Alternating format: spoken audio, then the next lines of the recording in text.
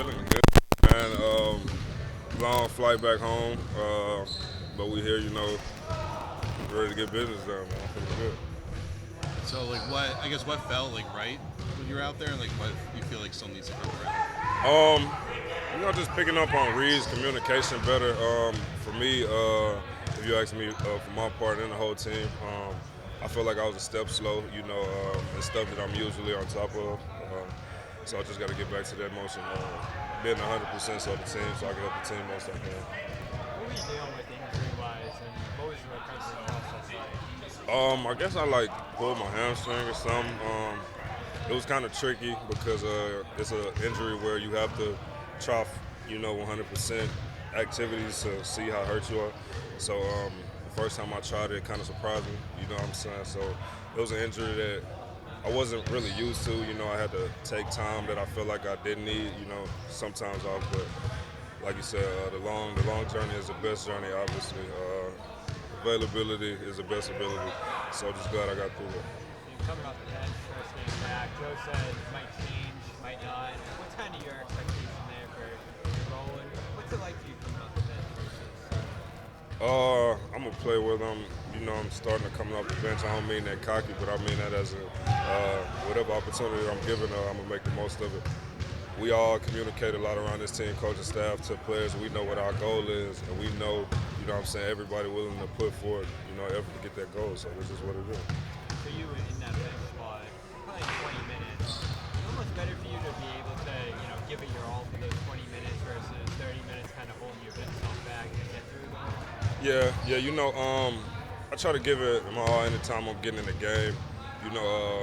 With a little restriction, obviously. You try to exert it a little bit more, if you're going off. But, anytime I'm out there, man, I try to give it my all, whether it's 20 or 30. When you started out the season, your minutes were kind of low. What did you what was the reason why you needed to kind of slowly ramp up? Was it more conditioning or kind of the load you could take underneath? Maybe both. I know we're trying to be careful with my knee going back into that surgery I had. So just trying to watch out for it, man, and just make it to where I can be able to, be on the court 30 minutes at this moment, if I need to later in the season. So. How do you kind of view these final 9 games before the playoffs, and in terms of just sharpening and kind of getting back to your conditioning and making sure you're at your kind of peak for the playoffs? Yeah, I feel like these games are really important, not just for me, but for all of us, just to get a rhythm with each other and be as real with each other as we can. Be able to take all the criticism before we roll into the playoffs. Obviously, we have meetings about it, and Al sits us down. So he told us to try to do at least one more thing to help this team, in the playoffs. But I feel like, we got to treat these like playoff games. Playing against playoff caliber teams, we got to treat them like playoff games. There's been a few guys that have talked about how it's been kind of hard to get up for some of these games. The Houston loss was obviously a pretty bad one.